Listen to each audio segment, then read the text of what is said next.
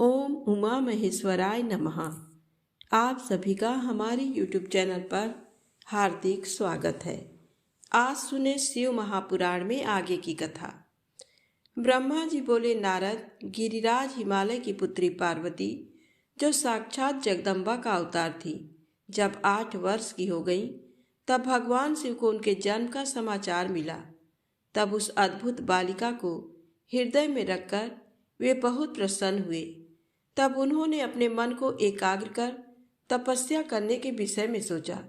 तत्पश्चात नंदी एवं कुछ और गणों को साथ लेकर महादेव जी हिमालय के सर्वोच्च शिखर पर गंगोत्री नामक तीर्थ पर चले गए।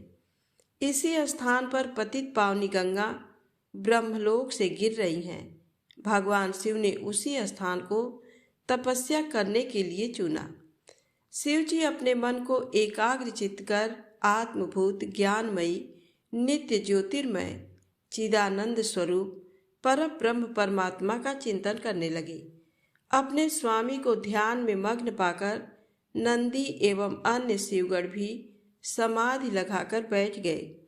कुछ गण शिव जी की सेवा करते तथा कुछ उस स्थान की सुरक्षा हेतु कार्य करते। जब गिरिराज हिमालय को शिव जी के आगमन का ये शुभ समाचार प्राप्त हुआ, तब वे प्रेम पूर्वक मन में आदर का भाव लिए अपने सेवकों सहित उस स्थान पर आए जहाँ वे तपस्या कर रहे थे। हिमालय ने दोनों हाथ जोड़कर रुद्रदेव को प्रणाम किया। तत्पश्चात उनकी भक्ति भाव से पूजा आराधना करने लगे। हाथ जोड़कर हिमालय बोले, भगवान, आप यहाँ पधारे, ये मेरा सौभाग्य है। प्रभु, आप भक्त वत्सल हैं। आज आपके साक्षात दर्शन पाकर मेरा जन्म सफल हो गया है। आप मुझे अपना सेवक समझें और मुझे अपनी सेवा करने की आज्ञा प्रदान करें। हे प्रभु, आपकी सेवा करके मेरा मन अत्यधिक आनंद का अनुभव करेगा। गिरिराज हिमालय के वचन सुनकर महादेव जी ने अपनी आंखें खोली और वहां हिमालय और उनके सेवकों को खड़े देखा। उन्हें देखकर महादेव जी मुस्कुराते हुए बोले, हे गिरिराज, मैं तुम्हारे शिखर पर एकांत में तपस्या करने के लिए आया हूँ। हिमालय, तुम तपस्या के धाम हो। देवताओं, मुनियों और राक्षसों को भी तुम आश्रय प्रदान करते हो। गंगा, जो कि सबके पापों को धो देती हैं, तुम्हारे ऊपर से होकर ही निकलती हैं, इसलिए तुम सदा के लिए पवित्र हो गए हो। मैं इस परम पावन स्थल, जो कि गंगा का उद्गम स्थल है, पर तपस्या करने के लिए आया हूँ। मैं ये चाहता हूँ कि मेरी तपस्या बिना किसी विघ्न बाधा के पूरी हो जाए, इसलिए तुम ऐसी व्यवस्था करो कि कोई भी मेरे निकट न आ सके। अब तुम अपने घर जाओ और इसका उचित प्रबंध करो। ऐसा कहकर भगवान शिव चुप हो गए। तब हिमालय बोले, हे परमेश्वर, आप मेरे निवास के क्षेत्र में पधारे, ये मेरे लिए बड़े सौभाग्य की बात है। मैं आपका स्वागत करता हूँ। भगवान, अनेकों मनुष्य आपकी अनन्य भाव से तपस्या और प्रार्थना करने पर भी आपके दर्शनों के लिए तरसते हैं। ऐसे महादेव ने मुझ दीन को अपने अमृत दर्शनों से कृतार्थ किया है। भगवान, आप यहाँ पर तपस्या के लिए पधारे हैं, इससे मैं बहुत प्रसन्न हूँ। आज मैं स्वयं को देवराज इंद्र से भी अधिक भाग्यशाली मानता हूँ। आप यहाँ बिना किसी विघ्न बाधा के एकाग्र चित्त हो तपस्या कर सकते हैं। यहाँ आपको किसी भी तरह की कोई परेशानी नहीं होगी, ऐसा मैं आपको विश्वास दिलाता हूँ। ऐसा कहकर गिरिराज हिमालय अपने घर लौट गए। घर पहुंचकर उन्होंने अपनी पत्नी मैना को शिव जी से हुई सारी बातों का वृत्तांत कह सुनाया। तब उन्होंने अपने सेवकों को बुलाया और समझाते हुए कहने लगे कि आज से कोई भी गंगा अवतरण अर्थात गंगोत्री नामक स्थान पर नहीं जाएगा। वहां जाने वालों को मैं दंड दूंगा। इस प्रकार हिमालय ने अपने गणों को शिव जी की तपस्या के स्थान पर न जाने का आदेश दे दिया। ब्रह्मा जी बोले, हे मुनि नारद, तत्पश्चात हिमालय अपनी पुत्री पार्वती को साथ लेकर शिव जी के पास गए। वहां जाकर उन्होंने योग साधना में डूबे त्रिलोकीनाथ भगवान शिव को दोनों हाथ जोड़कर नमस्कार किया तथा इस प्रकार प्रार्थना करने लगे। भगवान, मेरी पुत्री पार्वती आपकी सेवा करने की बहुत उत्सुक है, इसलिए आपकी आराधना करने के लिए मैं इसे अपने साथ यहाँ लाया हूँ। हे प्रभु, ये अपनी दो सखियों के साथ आपकी सेवा में रहेगी। आप मुझ पर कृपा करके इसे अपनी सेवा का अवसर प्रदान करिए। तब भगवान शिव ने उस परम सुंदरी हिमालय कन्या पार्वती को देखकर अपनी आंखें बंद कर ली और पुनः परम ब्रह्म के स्वरूप का ध्यान करने में निमग्न हो गए। उस समय सर्वेश्वर एवं सर्वव्यापी शिव जी तपस्या करने लगे। ये देखकर हिमालय इस सोच में डूब गए कि भगवान शंकर उनकी तपस्या स्वीकार करेंगे या नहीं। तब एक बार पुनः हिमालय ने दोनों हाथ जोड़कर शिव जी के चरणों में प्रणाम किया और बोले, हे देवाधिदेव महादेव, हे भोलेनाथ, शिव शंकर, मैं दोनों हाथ जोड़े आपकी शरण में आया हूँ। कृपया आंखें खोलकर मेरी ओर देखिए। भगवान, आप सभी विपत्तियों को दूर करते हैं।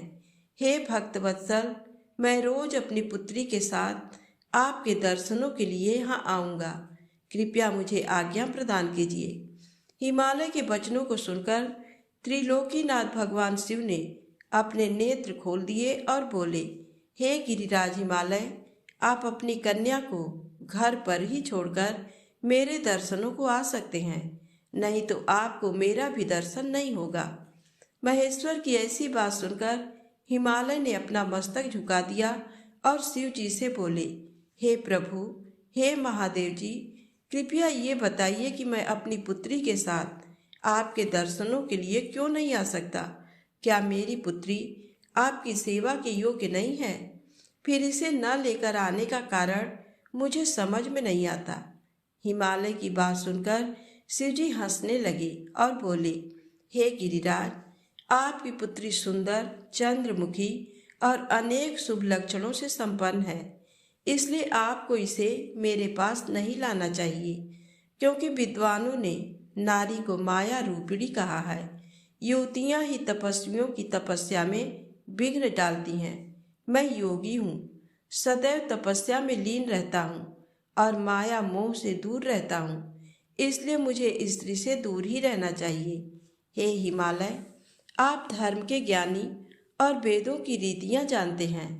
स्त्री की निकटता से मन में विषय वासना उत्पन्न हो जाती है और वैराग्य नष्ट हो जाता है, जिससे तपस्वी और योगी का ध्यान नष्ट हो जाता है। इसलिए तपस्वी को स्त्रियों का साथ नहीं करना चाहिए। इस प्रकार कहकर भगवान शिव चुप हो गए। हिमालय शिव जी के ऐसे वचनों को सुनकर चकित और व्याकुल हो गए। उन्हें चुप देखकर पार्वती देवी असमंजस में पड़ गई। भगवान शंकर के वचन सुनकर पार्वती जी बोली, योगीराज, आपने जो कुछ भी मेरे पिता श्री गिरिराज हिमालय से कहा, उसका उत्तर मैं देती हूँ। अंतर्यामी, आपने महान तप करने का निश्चय किया है। ऐसा करने का निश्चय आपने शक्ति के कारण ही लिया है। सभी कर्मों को करने की ये शक्ति ही प्रकृति है। प्रकृति ही सबकी सृष्टि, पालन और संहार करती है। प्रभु, आप थोड़ा विचार करें, प्रकृति क्या है और आप कौन हैं? यदि प्रकृति ना हो तो शरीर तथा स्वरूप किस प्रकार हो? आप सदा प्राणियों के लिए वंदनीय और चिंतनीय हैं। ये सब प्रकृति के ही कारण है। पार्वती जी के वचनों को सुनकर उत्तम लीला करने वाले भगवान शिव हंसते हुए बोले, मैं अपने कठोर तप द्वारा प्रकृति का नाश कर चुका हूँ। अब मैं तत्व रूप में स्थित हूँ। साधु पुरुषों को प्रकृति का संग्रह नहीं करना चाहिए। भगवान शिव के इस प्रकार के वचनों को सुनकर पार्वती हंसती हुई बोली, हे करुणानिधान, कल्याणकारी योगीराज, आपने जो कहा क्या वह प्रकृति नहीं है, तो फिर आप उससे अलग कैसे हो सकते हैं? बोलना या कुछ भी करना अर्थात हमारे द्वारा किया गया हर क्रियाकलाप ही प्रकृति है। हम सदा ही प्रकृति के ही बस में हैं। यदि आप प्रकृति से अलग हैं तो न आपको बोलना चाहिए और ना ही कुछ और करना चाहिए, क्योंकि ये कार्य तो प्रकृति के हैं, अर्थात प्राकृत हैं। भगवान, आप हंसते, सुनते, खाते, देखते और करते हैं, वह सब भी तो प्रकृति का ही कार्य है। इसलिए व्यर्थ के वाद विवाद से कोई लाभ नहीं है। यदि आप वाकई प्रकृति से अलग हैं, तो इस समय यहाँ तपस्या क्यों कर रहे हैं? सच तो ये है कि आप प्रकृति के बस में हैं और इस समय अपने स्वरूप को खोजने के लिए ही तपस्या में लीन रहना चाहते हैं। योगी राज, आप किस प्रकार की बात कर रहे हैं? थोड़ा विचार कर कहें। यदि आपने प्रकृति का नाश कर डाला है, तो आप किस प्रकार विद्यमान रहेंगे? क्योंकि संसार तो सदा से ही प्रकृति से बंधा हुआ है। क्या आप प्रकृति का ये तत्व नहीं जान रहे हैं कि मैं ही प्रकृति हूँ, आप पुरुष हैं? ये पूर्णतया सच है। मेरे ही कारण आप सगुण और साकार माने जाते हैं। भगवान, आप जितेंद्रिय होने पर भी प्रकृति के अनुसार ही कर्म करते हैं। हे महादेव, यदि आप यही मानते हैं कि आप प्रकृति से अलग हैं, तो आपको मेरी किसी भी सेवा से और किसी भी प्रकार से डरना नहीं चाहिए। पार्वती के मुख से निकले सांख्य शास्त्र में डूबे हुए वचन सुनकर भगवान शिव निरुत्तर हो गए। तब उन्होंने पार्वती जी को अपने दर्शन और सेवा करने की आज्ञा प्रसन्नता पूर्वक प्रदान कर दी। तत्पश्चात भगवान शिव पर्वत राज हिमालय से बोले, हे गिरिराज हिमालय, मैं तुम्हारे इस शिखर पर तपस्या करना चाहता हूँ। कृपया मुझे इसकी आज्ञा प्रदान करें। देवादिदेव भगवान शिव के इस प्रकार के वचनों को सुनकर गिरिराज हिमालय दोनों हाथ जोड़कर बोले, हे महादेव, ये पूरा संसार आपका ही है। सभी देवता, असुर और मनुष्य सदैव आपका ही पूजन और चिंतन करते हैं। मैं आपके सामने एक तुच्छ मनुष्य हूँ। भला मैं आपको किस प्रकार आज्ञा दे सकता हूँ? प्रभु, ये आपकी इच्छा है। आप जब तक यहाँ निवास करना चाहें कर सकते हैं। गिरिराज के इन वचनों को सुनकर भगवान शिव मुस्कुराने लगे और आदरपूर्वक हिमालय से बोले, अब आप जाइए। अब हमारी तप करने की इच्छा है। तुम्हारी कन्या नित्य आकर मेरे दर्शन कर सकती है और मेरी सेवा करने की भी मैं उसे आज्ञा देता हूँ। लोक कल्याणकारी भगवान शिव के इन उत्तम वचनों को सुनकर हिमालय और पार्वती जी बहुत प्रसन्न हुए। उन्होंने त्रिलोकीनाथ भगवान शिव को नमस्कार किया और अपने घर लौट गए। उसी दिन से पार्वती जी प्रतिदिन भगवान शिव के दर्शनों के लिए वहां आती। उस समय उनके साथ उनकी 2 सखियां भी वहां जाती और भक्तिपूर्वक शिव जी की सेवा करती। वे महादेव के चरणों को धोकर उस चरणामृत को पीती थीं। तत्पश्चात उनके चरणों को पोंछती। फिर उनका षोडशोपचार अर्थात 16 उपचारों से विधिवत पूजन करने के पश्चात अपने घर वापस लौट आती। इस प्रकार प्रतिदिन शिव जी का पूजन करते हुए बहुत समय व्यतीत हो गया। कभी कभी पार्वती जी अपनी सखियों के साथ वहां भक्तिपूर्वक उनके भजनों को भी गाती थीं। एक दिन सदाशिव ने पार्वती जी को इस प्रकार अपनी सेवा में तत्पर देखकर विचार किया कि जब इनके हृदय में उपजे अभिमान के बीज के अंकुर का नाश हो जाएगा, तभी मैं इनका पाणी ग्रहण करूंगा। ऐसा सोचकर लीलाधारी भगवान शिव पुनः ध्यान में मग्न हो गए। तब उनका मन चिंता मुक्त हो गया। तब देवी पार्वती भगवान शिव के रूप का चिंतन करती हुई भक्ति भाव से उनकी सेवा करती रहती। भगवान शंकर भी शुद्ध भाव से पार्वती को प्रतिदिन दर्शन देते थे। इसी बीच इंद्र और अन्य देवता व मुनि ब्रह्मा जी के पास पहुँचे। ब्रह्मा जी की आज्ञा से कामदेव हिमालय पर्वत पर गए। सभी देवताओं के कार्य की सिद्धि हेतु काम की प्रेरणा से वे पार्वती शिव का संयोग कराना चाहते थे। इसका कारण ये था कि महापराक्रमी तारकासुर ने ऋषि मुनियों और देवताओं की नाक में दम कर रखा था। उसका वध करने के लिए उन्हें भगवान शिव जैसे महापराक्रमी और बलवान पुत्र की आवश्यकता थी। कामदेव ने हिमालय के शिखर पर पहुंचकर अनेक यत्न किए, परंतु भगवान शिव काम की माया से मोहित न हो सके। उन्होंने क्रोध से कामदेव को भस्म कर दिया। अब शक्ति में ही सामर्थ्य थी कि शिव को मोहित कर वे देवताओं की इच्छा को साकार कर दी। इसीलिए काम के अनंग होने के बाद जन कल्याण के लिए तथा अपने व्रत को पूरा करने के लिए पार्वती ने मन ही मन शिव जी को पति रूप में पाने का दृढ़ निश्चय कर लिया। कठोर तपस्या करके देवी पार्वती ने शिव जी के हृदय को जीत लिया। तब वे दोनों अत्यंत प्रेम से प्रसन्नता पूर्वक रहने लगे और उन्होंने देवताओं के महान कार्य को सिद्ध किया।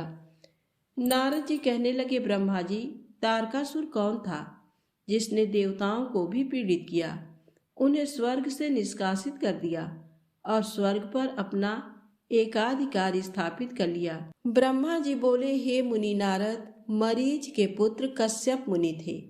उनकी 13 स्त्रियां थी, जिसमें सबसे बड़ी दीति थी। उससे हिरण्यकशिप तथा हिरण्याक्ष नामक 2 पुत्र हुए। हिरण्यकशिप तथा हिरण्याक्ष को श्री हरि विष्णु ने वाराह तथा नरसिंह का रूप धारण करके मार दिया था। तब अपने पुत्रों के मर जाने से दुखी होकर दीति ने कश्यप से प्रार्थना की तथा उनकी बहुत सेवा की। उनकी कृपा से दीति पुनः गर्भवती हुई। जब इंद्र को इस बात का पता चला तो उन्होंने दीति के गर्भ में ही उनके बच्चे के छोटे छोटे टुकड़े कर दिए। परंतु दीति के व्रत एवं अनन्य भक्ति भाव से बालक को मारने में वे सफल न हुए। समय पूरा होने पर उसके गर्भ से 49 बालक उत्पन्न हुए। ये सभी भगवान शिव के गढ़ हुए तथा शीघ्र ही स्वर्ग में चले गए। तत्पश्चात दीति पुनः अपने पति कश्यप मुनि के पास गईं और उनसे पुनः मां बनने के विषय में कहने लगी। तब कश्यप मुनि ने कहा, हे प्रिय दीति, अपना तन मन शुद्ध कर भक्ति भाव से तपस्या करो। 10,000 वर्ष बीतने के पश्चात तुम्हें हमारी इच्छा के अनुरूप पुत्र की प्राप्ति होगी। ये सुनकर दीति ने श्रद्धा पूर्वक 10,000 वर्षों तक कठोर तपस्या की। तपस्या के उपरांत पुनः वे अपने घर लौट आईं। तब कश्यप मुनि की कृपा से दीति गर्भवती हुई। इस बार उन्होंने एक अत्यंत पराक्रमी और बलवान पुत्र को जन्म दिया। इस पुत्र का नाम बजरांग था। बजरांग दीति की इच्छा के अनुरूप ही था। दीति इंद्र द्वारा किए गए छल कपट से बहुत दुखी थी और उनसे बदला लेने के लिए अपने पुत्र बजरांग को देवताओं से युद्ध करने की आज्ञा दी। बजरांग और सभी देवताओं का बहुत भयानक युद्ध हुआ। तत्पश्चात वीर और पराक्रमी बजरांग ने अपनी माता के आशीर्वाद से सभी देवताओं को परास्त कर दिया और स्वर्ग का राज्य हथियाकर वहां का राजा बन गया। सभी देवता उसके अधीन हो गए। तब ये देखकर दीति को बहुत प्रसन्नता हुई। एक दिन कश्यप मुनि के साथ मैं स्वयं बजरांग के पास गया। मैंने बजरांग से अनुरोध किया कि वह देवताओं को इंद्र की गलती की सजा न दे तथा इंद्र सहित सभी देवताओं को क्षमा कर दे।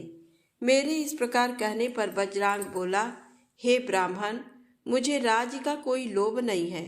मैंने इंद्र की दुष्टता के कारण ही ऐसा किया है। इंद्र ने मेरी माता के गर्भ में घुसकर मेरे भाइयों को मारने का प्रयत्न किया था। तभी मैंने इंद्र के राज्य को जीतकर उसे स्वर्ग से निष्कासित कर दिया है।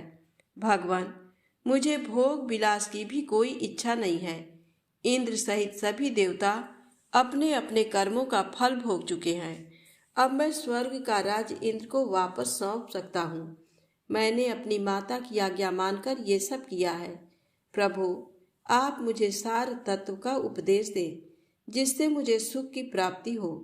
बजरांग के उद्देश्य को उत्तम जानकर मैंने उसे सात्विक तत्व के बारे में समझाया। फिर मैंने एक सुंदर व गुणी स्त्री उत्पन्न की और उसका विवाह बजरांग से करा दिया। बजरांग ने अपने सभी बुरे विचारों को त्याग दिया, परंतु उसकी पत्नी के हृदय में बुरे विचारों का ही मानो साम्राज्य था। उसकी पत्नी ने उसकी बहुत सेवा की। तब प्रसन्न होकर बजरांग ने कहा, हे प्राण प्रिया, तुम क्या चाहती हो, मुझे बताओ। मैं तुम्हारी इच्छाएं अवश्य पूरी करूंगा।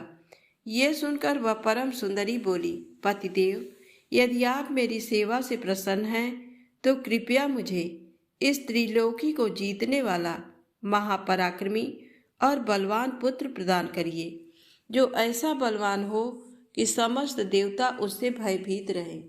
अपनी पत्नी के ऐसे वचन सुनकर वज्रांग सोच में डूब गया, क्योंकि वह स्वयं देवताओं से किसी प्रकार का कोई बैर नहीं रखना चाहता था, परंतु उसकी पत्नी देवताओं के साथ शत्रुता बढ़ाना चाहती थी। वज्रांग सोचने लगा कि यदि सिर्फ अपनी पत्नी की इच्छा को सर्वोपरि मानकर उसे पूरा कर दिया तो सारे संसार सहित देवताओं एवं मुनियों को दुख उठाना पड़ेगा, और यदि पत्नी की इच्छा को पूरी नहीं किया तो मैं नरक का भागी बनूंगा। तब इस धर्म संकट में पड़ने के बाद उसने अपनी पत्नी की अभिलाषा को पूरा किया। अपनी पत्नी की इच्छा अनुसार पुत्र प्राप्त करने हेतु वज्रांग ने बहुत वर्षों तक कठोर तपस्या की। मुझसे पर प्राप्त कर अत्यंत हर्षित होता हुआ वज्रांग अपनी पत्नी को पुत्र प्रदान करने हेतु अपने लोक में चला गया। ब्रह्मा जी बोले, हे मुनि श्रेष्ठ नारद, कुछ समय बाद वज्रांग की पत्नी गर्भवती हो गई। समय पूर्ण होने पर उसकी पत्नी ने एक पुत्र को जन्म दिया। वह बालक बहुत लंबा चौड़ा था, उसका शरीर बहुत अधिक विशाल था, वह अत्यंत शक्तिशाली और पराक्रमी था। उसके जन्म के समय सारे संसार में कोहराम मच गया, चारों ओर उपद्रव होने लगे, आकाश में भयानक बिजलियां चमकने लगीं तथा चारों दिशाओं में भयंकर गर्जनाएं होने लगीं। धरती पर भूकंप आ गया, पहाड़ कांपने लगे, नदी सरोवर का जल जोर जोर से उछलने लगा, चारों ओर आंधियां चलने लगीं, सूर्य को राहु ने निगल लिया और चारों ओर अंधकार छा गया।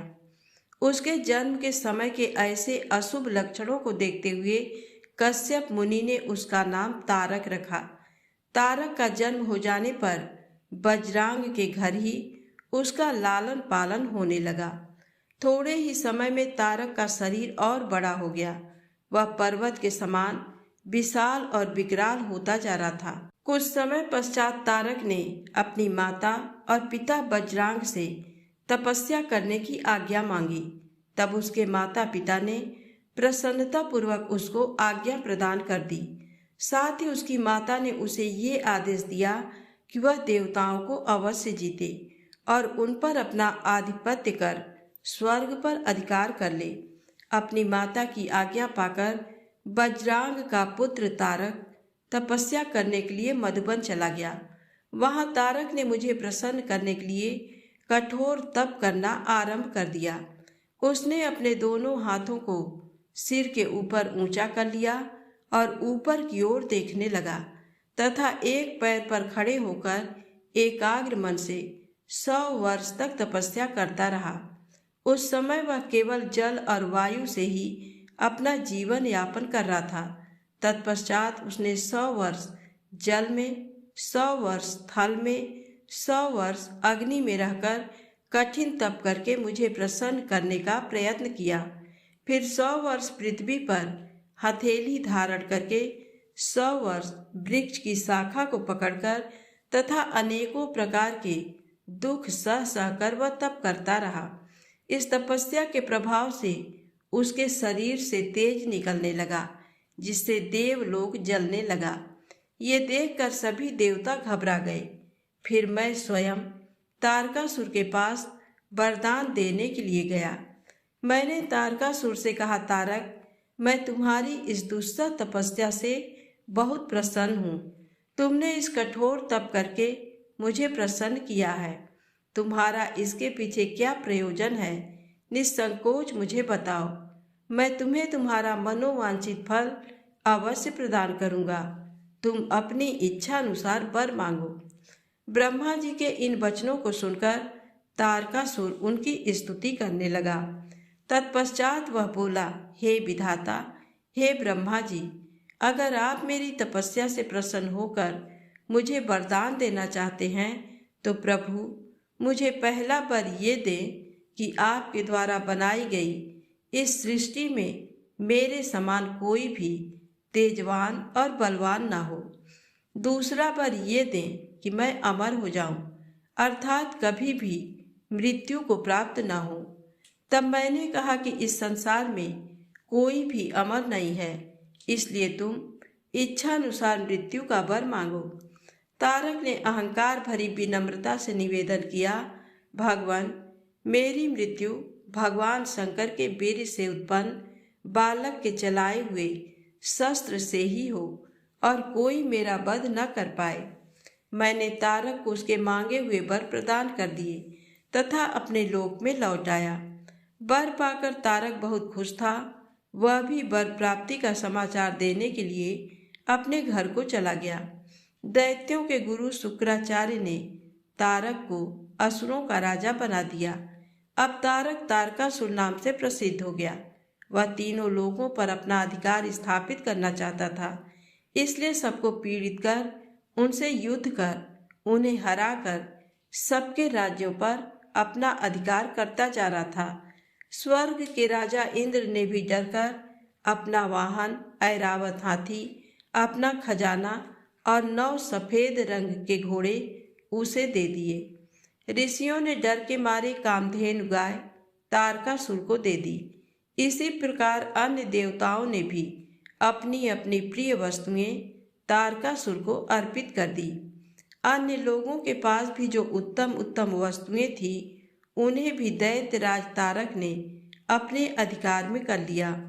इतना ही नहीं, समुद्रों ने भी भयभीत होकर अपने अंदर छिपे सभी अमूल्य रत्न निकालकर तारकासुर को सौंप दिए। तारकासुर के भय से पूरा जगत कांपने लगा था। उसका आतंक दिनों दिन बढ़ता ही जा रहा था। पृथ्वी, सूर्य, चंद्रमा, वायु, अग्नि सभी तारकासुर के डर के कारण अपने सभी कार्य सुचारू रूप से कर रहे थे। दैत्यराज तारकासुर ने देवताओं और पितरों के भागों पर भी अपना अधिकार जमा लिया था। ब्रह्मा जी बोले, नारद जी, सभी देवता तारकासुर के डर के कारण मारे मारे इधर उधर भटक रहे थे। इंद्र ने सभी देवताओं को मेरे पास आने की सलाह दी। सभी मेरे पास आए। सभी देवताओं ने मुझे हाथ जोड़कर प्रणाम किया और मेरी अनेकों प्रकार से स्तुति करने लगे। अपना दुख दर्द बताते हुए देवता कहने लगे, हे विधाता, हे ब्रह्मा जी, आपने ही तारकासुर को अभय का वरदान दिया है। तभी से तारक त्रिलोकी को जीतकर अभिमानी होता जा रहा है। उसने लोगों को डरा धमकाकर उन्हें अपने अधीन कर लिया है। तारक ने स्वर्ग पर भी अपना अधिकार स्थापित कर लिया है और हम सभी को स्वर्ग से निकाल दिया है। उसने इंद्र के सिंहासन पर भी अपना अधिकार कर लिया है। अब उसके आदेश से उसके असुर हमारे प्राणों के प्यासे बनकर हमें ही ढूंढ रहे हैं। तभी हम अपने प्राणों की रक्षा के लिए आपके शरण में आए हैं।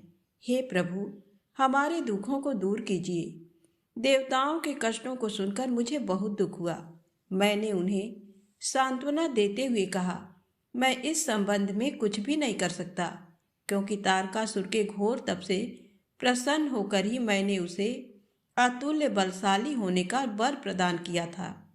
परंतु उसने मदान्ध होकर सभी देवताओं और मनुष्यों को प्रताड़ित किया है और उनकी संपत्तियों पर जबरदस्ती अपना अधिकार कर लिया है। इसलिए अब आप सभी इस बात से निश्चिंत रहिए कि एक दिन तारकासुर का विनाश अवश्य ही होगा। उसकी मृत्यु जरूर होगी, पर इस समय हम बेबस हैं। इस समय तारक को मैं, विष्णु जी और शिव जी, इन तीनों में से कोई भी नहीं मार सकता, क्योंकि उसने मुझसे वर पाया है कि उसका वध शिव जी के वीर्य से उत्पन्न उनके पुत्र के द्वारा ही हो सकता है। इसलिए तुम सबको शिव जी के विवाह के पश्चात उनके पिता बनने तक प्रतीक्षा करनी ही पड़ेगी। प्रतीक्षा के अलावा अन्य कोई भी उपाय संभव नहीं है।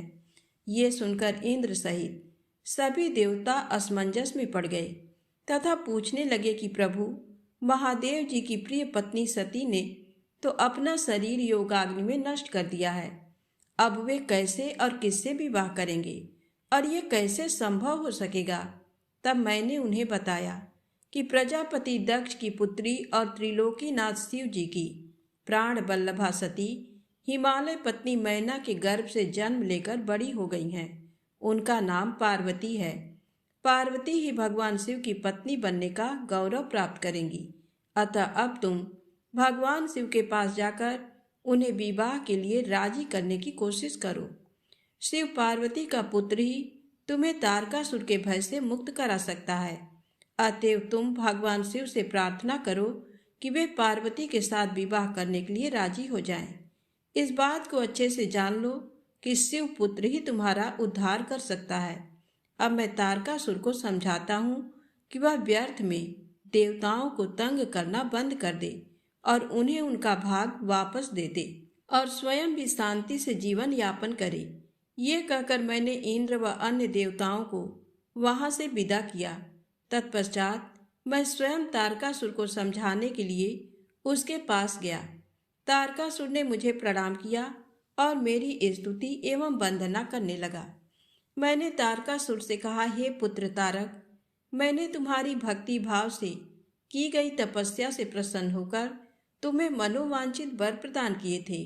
वे वरदान मैंने खुशी से तुम्हारी बेहतरी के लिए दिए थे, परंतु तुम उन वरदानों का गलत उपयोग कर रहे हो। वर प्राप्त करने के उपरांत तुम अपनी सीमाओं को भूल गए हो। अनावश्यक अभिमान के नशे में चूर होकर तुम्हें ये भी याद नहीं रहा कि देवता सर्वथा पूजनीय और वंदनीय होते हैं। तुमने उन्हें भी कष्ट पहुंचाया है, साथ ही उन्हें स्वर्ग से निकालकर बेघर कर दिया है। तुम्हारे सशस्त्र सैनिक अभी भी देवताओं को मारने के लिए ढूंढ रहे हैं। तारकासुर, स्वर्ग पर सिर्फ देवताओं का ही अधिकार है। वहां से उन्हें निकालने की तुम्हारी कैसे हिम्मत हुई? स्वर्ग का राज्य छोड़कर वापस पृथ्वी पर लौट जाओ और वहीं पर शासन करो, ये मेरी आज्ञा है। तारकासुर को ये आदेश देकर मैं वहां से लौट आया। तत्पश्चात तारकासुर ने मेरी बातों का सम्मान करते हुए स्वर्ग का राज्य छोड़ दिया। वह पृथ्वी पर आकर सोणित नामक नगर पर शासन करने लगा। मेरी आज्ञा पाकर देवताओं सहित देवेंद्र स्वर्ग लोक को चले गए और पूर्व की भांति पुनः स्वर्ग का शासन करने लगे। ब्रह्मा जी बोले, नारद, स्वर्ग में सब देवता मिलकर सलाह करने लगे कि किस प्रकार से भगवान शिव जी का पाणी ग्रहण करेंगे। ये सब सोचकर देवराज इंद्र ने कामदेव को याद किया। कामदेव तुरंत ही वहां पहुंच गए। तब इंद्र ने कामदेव से कहा, हे मित्र, मुझ पर बहुत बड़ा दुख आ गया है। उस दुख का निवारण सिर्फ तुम ही कर सकते हो। हे काम, जिस प्रकार वीर की परीक्षा रणभूमि में स्त्रियों के कुल की परीक्षा पति के असमर्थ हो जाने पर होती है, उसी प्रकार सच्चे मित्र की परीक्षा विपत्ति काल में ही होती है। इस समय मैं भी बहुत बड़ी मुसीबत में फंसा हूँ और इस विपत्ति से आप ही मुझे बचा सकते हैं। ये कार्य देवहित के लिए है, इसमें कोई संशय नहीं है। देवराज इंद्र की बातें सुनकर कामदेव मुस्कुराए और बोले, हे देवराज, इस संसार में कौन मित्र है और कौन शत्रु, ये तो वाकई देखने की वस्तु है। इसे कहकर कोई लाभ नहीं है। देवराज, मैं आपका मित्र हूँ और आपकी सहायता करने की पूरी कोशिश अवश्य ही करूँगा। इंद्रदेव, जिसने आपके पद और राज्य को छीनकर आपको परेशान किया है, मैं उसे दंड देने के लिए आपकी हर संभव मदद अवश्य करूँगा। अतः जो कार्य मेरे योग्य है, मुझे अवश्य बताइए। कामदेव के इस कथन को सुनकर इंद्रदेव बड़े प्रसन्न हुए और उनसे बोले, हे तात, मैं जो कार्य करना चाहता हूँ उसे सिर्फ आप ही पूरा कर सकते हैं। आपके अतिरिक्त कोई भी उस कार्य को करने के विषय में सोच भी नहीं सकता। तारक नाम का एक प्रसिद्ध दैत्य है। तारक ने ब्रह्मा जी की घोर तपस्या करके वरदान प्राप्त किया है। तारक अजेय हो गया है। अब वह पूर्णतः निश्चिंत होकर पूरे संसार को कष्ट दे रहा है। वह धर्म का नाश करने को आतुर है। उसने सभी देवी देवताओं और ऋषि मुनियों को दुखी कर रखा है। हम देवताओं ने उससे युद्ध किया, परंतु उस पर अस्त्र शस्त्रों का कोई प्रभाव नहीं पड़ा। यही नहीं, स्वयं श्री हरि का सुदर्शन चक्र भी तारक का कुछ नहीं बिगाड़ सका। मित्र, भगवान शिव के वीर से उत्पन्न हुआ बालक ही तारकासुर का वध कर सकता है। अतः तुम्हें भगवान शिव के हृदय में आसक्ति पैदा करनी है। भगवान शंकर इस समय हिमालय पर्वत पर तपस्या कर रहे हैं और देवी पार्वती अपनी सखियों के साथ मिलकर महादेव जी की सेवा कर रही हैं। ऐसा करने के पीछे देवी पार्वती का उद्देश्य प्रभु शिव को पति रूप में प्राप्त करना है। परंतु भगवान शिव तो परम योगी हैं, उनका मन सदैव ही उनके बस में है। हे कामदेव, आप कुछ ऐसा उपाय करें कि भगवान शंकर के हृदय में पार्वती का निवास हो जाए और वे उन्हें अपनी प्राण बल्लभा बना उनका पाणी ग्रहण कर लें। आप कुछ ऐसा कार्य करें जिससे देवताओं के सभी कष्ट दूर हो जाएं और हम सभी को तारकासुर नामक दैत्य से हमेशा के लिए छुटकारा मिल जाए। यदि कामदेव आप ऐसा करने में सफल हो जाएंगे तो हम सभी आपके सदैव आभारी रहेंगे। ब्रह्मा जी बोले, नारद, देवराज इंद्र के कथन को सुनकर कामदेव का मुख प्रसन्नता से खिल गया। तब कामदेव देवराज से कहने लगे कि मैं इस कार्य को अवश्य करूंगा। इंद्रदेव को कार्य करने का आश्वासन देकर कामदेव अपनी पत्नी रति और बसंत को अपने साथ लेकर हिमालय पर्वत पर चल दिए, जहां शिव जी तपस्या कर रहे थे। ब्रह्मा जी बोले, हे मुनि नारद, कामदेव अपनी पत्नी रति और बसंत ऋतु को अपने साथ लेकर हिमालय पर्वत पर पहुँचे, जहाँ त्रिलोकीनाथ भगवान शिव शंकर तपस्या में मग्न बैठे थे। कामदेव ने शिव जी पर अपने बाण चलाए। इन बाणों के प्रभाव से शिव जी के हृदय में देवी पार्वती के प्रति आकर्षण होने लगा तथा उनका ध्यान तपस्या से हटने लगा। ऐसी स्थिति देख महायोगी शिव अत्यंत आश्चर्यचकित हुए और मन में सोचने लगे कि मैं क्यों अपना ध्यान एकाग्रचित्त नहीं कर पा रहा हूँ। मेरी तपस्या में ये कैसा विघ्न आ रहा है। अपने मन में ये सोचकर भगवान शिव इधर उधर चारों ओर देखने लगे। जब महादेव जी की दृष्टि दिशाओं पर पड़ी तो वे भी डर के मारे कांपने लगी। तभी भगवान शिव की दृष्टि सामने छिपे हुए कामदेव पर पड़ी। उस समय काम पुनः बाण छोड़ने वाले थे। उन्हें देखते ही शिव जी को बहुत क्रोध आ गया। इतने में काम ने अपना बाण छोड़ दिया, परंतु क्रोधित हुए शिव जी पर उसका कोई प्रभाव नहीं हो सका। वह बाण शिव जी के पास आते ही शांत हो गया। तब अपने बाण को बेकार हुआ देख कामदेव डर से कांपने लगे और इंद्र आदि देवताओं को याद करने लगे। सभी देवतागण वहां आ पहुंचे और महादेव जी को प्रणाम करके उनकी भक्ति भाव से स्तुति करने लगे। जब देवतागण उनकी स्तुति कर ही रहे थे, तभी भगवान शिव के मस्तक के बीचों बीच स्थित तीसरा नेत्र खुला और उसमें से आग निकलने लगी। वह आग आकाश में ऊपर उड़ी और अगले ही पल पृथ्वी पर गिर पड़ी, फिर चारों ओर गोले में घूमने लगी। इससे पूर्व कि इंद्रदेव या अन्य देवता भगवान शिव से क्षमा याचना कर पाते, उस आग ने वहां खड़े कामदेव को जलाकर भस्म कर दिया। कामदेव के मर जाने से देवताओं को बड़ी निराशा व दुख हुआ। वे यह देखकर बड़े व्याकुल हो गए कि काम उनकी वजह से ही शिव जी के क्रोध का भागी बना। कामदेव के अग्नि में जलने का दृश्य देखकर वहां उपस्थित देवी पार्वती और उनकी सखियां भी अत्यंत भयभीत हो गईं। उनका शरीर जड़ हो गया, जैसे शरीर का खून सफेद हो गया हो। पार्वती अपनी सखियों के साथ तुरंत अपने घर की ओर चली गईं। कामदेव की पत्नी रति तो मूर्छित होकर गिर पड़ी। मूर्छा टूटने पर वह जोर जोर से विलाप करने लगी। अब मैं क्या करूं, कहाँ जाऊं? देवताओं ने मेरे साथ बहुत बुरा किया, जो मेरे पति को यहाँ भेजकर शिव जी के क्रोध की अग्नि में भस्म करा दिया। हे स्वामी, हे प्राण प्रिय, ये आपको क्या हो गया? इस प्रकार देवी रति रोती बिलखती हुई अपने सिर के बालों को जोरों से नोचने लगी। उनके करुण क्रंदन को सुनकर समस्त चराचर जीव भी अत्यंत दुखी हो गए। तत्पश्चात इंद्र आदि देवता वहां देवी रति को धैर्य देते हुए उन्हें समझाने लगे। देवता बोले, हे देवी, आप अपने पति कामदेव के शरीर की भस्म का थोड़ा सा अंश अपने पास रख लो और अनावश्यक भय से मुक्त हो जाओ। त्रिलोकीनाथ करुणा निधान शिव जी अवश्य ही कामदेव को पुनः जीवित कर देंगे। तब तुम्हें पुनः कामदेव की प्राप्ति हो जाएगी। वैसे भी संसार में सब कुछ पूर्व निश्चित कर्मों के अनुसार ही होता है। अतः आप दुख को त्याग दें, भगवान शिव अवश्य ही कृपा करेंगे।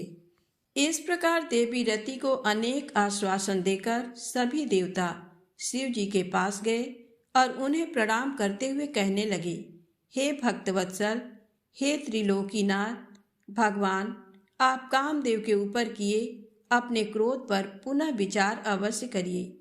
कामदेव ये कार्य अपने लिए नहीं कर रहे थे, इसमें उनका निजी स्वार्थ कतई नहीं था। हे भगवान, हम सभी तारकासुर के सताए हुए थे। उसने हमारा राज्य छीनकर हमें स्वर्ग से निष्कासित कर दिया था। इसलिए तारकासुर का विनाश करने के लिए ही कामदेव ने ये कार्य किया था। आप कृपा करके अपने क्रोध को शांत करें और रोती बिलखती कामदेव की पत्नी रति को समझाने की कृपा करें, उसे सांत्वना दें। अन्यथा हम यही समझेंगे कि आप हम सभी देवताओं और मनुष्यों का संहार करना चाहते हैं। हे प्रभु, कृपा कर रति का शोक दूर करें। तब सदाशिव बोले, हे देवगणों, हे ऋषियों, मेरे क्रोध के कारण मैंने कामदेव को अपने तीसरे नेत्र से भस्म कर दिया है। जो कुछ हो गया है उसको अब बदला नहीं जा सकता, परंतु कामदेव का पुनर्जन्म अवश्य होगा। जब विष्णु भगवान श्री कृष्ण का अवतार लेंगे और रुक्मिणी को अपनी पत्नी के रूप में स्वीकारेंगे, तब देवी रुक्मिणी के गर्भ से श्री कृष्ण के पुत्र के रूप में कामदेव जन्म लेंगे। उस समय कामदेव प्रद्युम्न नाम से जाने जाएंगे। प्रद्युम्न के जन्म के तुरंत बाद ही संबर नाम का असुर उसका अपहरण कर लेगा और उसे समुद्र में फेंक देगा। रति, तब तक तुम्हें संबर के नगर में ही निवास करना होगा। वहीं पर तुम्हें अपने पति कामदेव की प्रद्युम्न के रूप में प्राप्ति होगी। वहीं पर प्रद्युम्न के द्वारा संबरासुर का वध होगा। भगवान शिव की बात सुनकर देवताओं ने प्रसन्नता पूर्वक उन्हें प्रणाम किया और बोले, हे देवाधिदेव महादेव करुणा निधान, आप कामदेव को जीवन दान दे और कामदेव के पुनर्जन्म तक देवी रति के प्राणों की रक्षा करें। देवताओं की ये बात सुनकर करुणा निधान भगवान शिव ने कहा कि मैं कामदेव को अवश्य ही जीवित कर दूंगा। वह मेरा गण होकर आनंद पूर्वक जीवन व्यतीत करेगा। अब तुम सब निश्चिंत होकर अपने अपने धाम को जाओ। ऐसा कहकर महादेव जी भी वहां से अंतर्धान हो गए। उनके कहे वचनों से देवताओं की सभी शंकाएं दूर हो गईं। तत्पश्चात देवताओं ने कामदेव की पत्नी रति को अनेकों आश्वासन दिए और फिर अपने धाम को चले गए। देवी रति भी शिव आज्ञा के अनुसार संबर नगर को चली गईं और वहां पहुंचकर अपने प्रियतम के प्रकट होने की प्रतीक्षा करने लगी। ब्रह्मा जी बोले, हे नारद जी, जब भगवान शंकर ने अपना तीसरा नेत्र खोलकर उसकी अग्नि से कामदेव को भस्म कर दिया तो इस त्रिलोक के सभी चराचर जीव डर के मारे कांपने लगे और भय मुक्ति और महादेव जी के क्रोध को शांत कराने के लिए मेरे पास बड़ी आशा के साथ आए। उन्होंने मुझे अपने कष्टों और दुखों से अवगत कराया। तब सब कुछ जानकर मैं भगवान शंकर के पास पहुंचा। वहां पहुंचकर मैंने देखा कि भगवान शंकर का क्रोध 7वें आसमान पर था। वे भयंकर क्रोध की अग्नि में जल रहे थे। मैंने उस धधकती अग्नि को शिव जी की कृपा से अपने हाथ में पकड़ लिया और समुद्र के पास जा पहुंचा। मुझे अपने पास आया देखकर समुद्र ने पुरुष रूप धारण किया और मेरे पास आ गए और बोले, हे विधाता, हे ब्रह्मा जी, मैं आपकी क्या सेवा करूं? यह सुनकर ब्रह्मा जी कहने लगे, हे सागर, भगवान शिव शंकर ने अपने तीसरे नेत्र की अग्नि से कामदेव को भस्म कर दिया है। इस क्रोधाग्नि से पूरा संसार जलकर राख हो सकता है। इसी कारण मैं इस क्रोधाग्नि को रोककर आपके पास ले आया हूँ। हे सिंधुराज, मेरी आपसे ये विनम्र प्रार्थना है कि सृष्टि के प्रलय काल तक आप इसे अपने अंदर धारण कर लें। जब मैं आपसे इसे मुक्त करने के लिए कहूँ, तभी आप इस शिव क्रोधाग्नि का त्याग करना। आपको ही इसे भोजन और जल प्रतिदिन देना होगा तथा इसे अपने पास धरोहर के रूप में सुरक्षित रखना होगा। इस प्रकार मेरे कहे अनुसार समुद्र ने क्रोधाग्नि को अपने अंदर धारण कर लिया। उसके समुद्र में प्रविष्ट होते समय पवन के साथ बड़े बड़े आग के गोलों के रूप में क्रोधाग्नि समुद्र के पास धरोहर के रूप में सुरक्षित हो गई। तत्पश्चात मैं अपने लोक वापस लौट आया।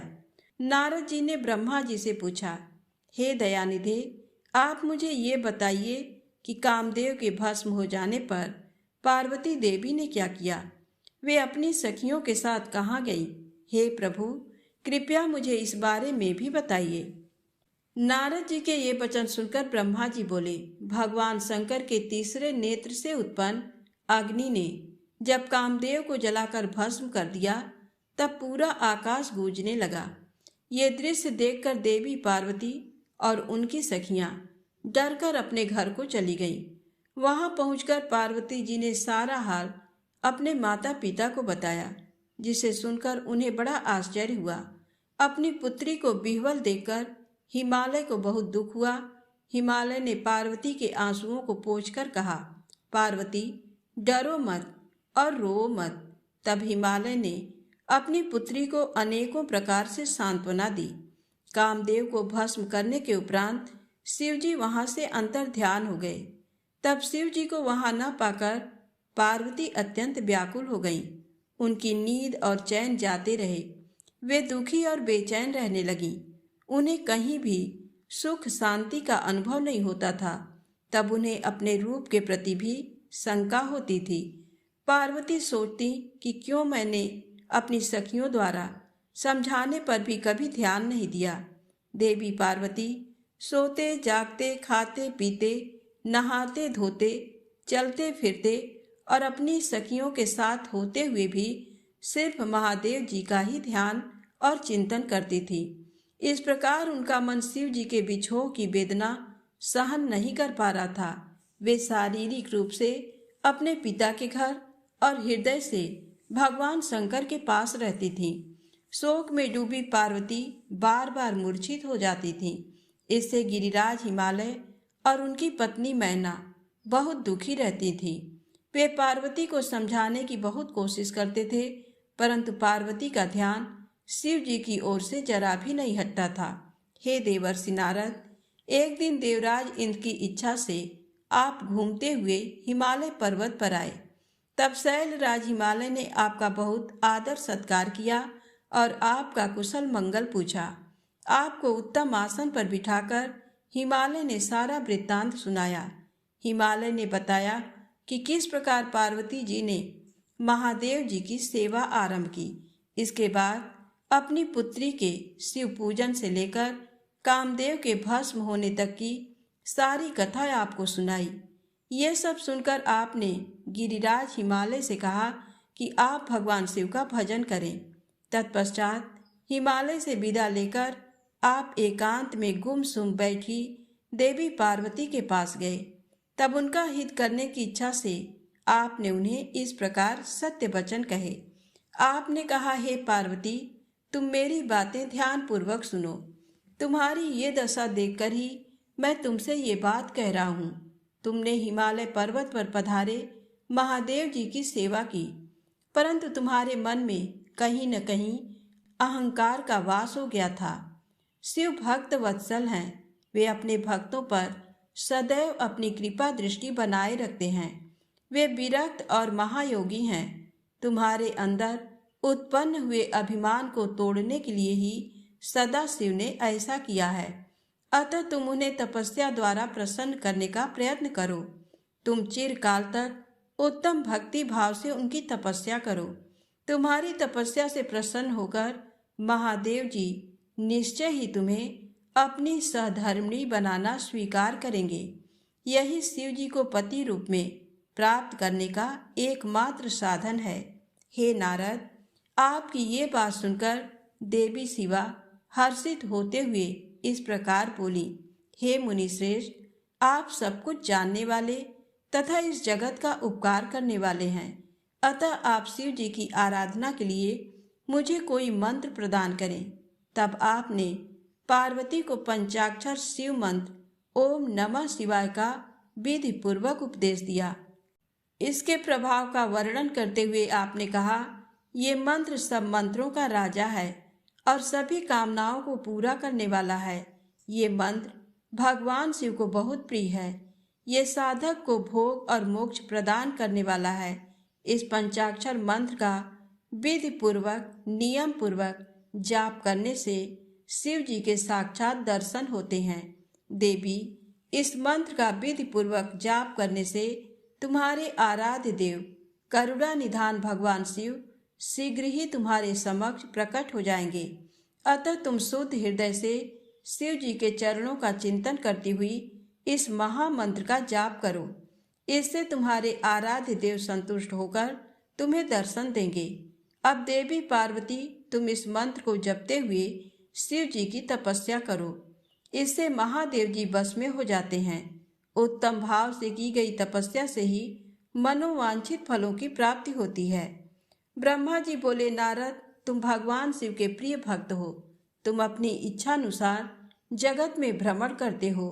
तुमने देवी पार्वती को सभी कुछ समझाकर देवताओं के हित का कार्य किया। तत्पश्चात तुम स्वर्ग लोक को चले गए। तुम्हारी बात सुनकर देवी पार्वती बहुत प्रसन्न हुई। तो आज की कथा यहीं समाप्त होती है। प्रेम से बोलें, शंकर भगवान गौरी माता की जय हो। दोस्तों, आपसे विनम्र निवेदन है, कृपया वीडियो को लाइक अवश्य किया करें और चैनल को सब्सक्राइब करें। जय माता दी, जय भोलेनाथ।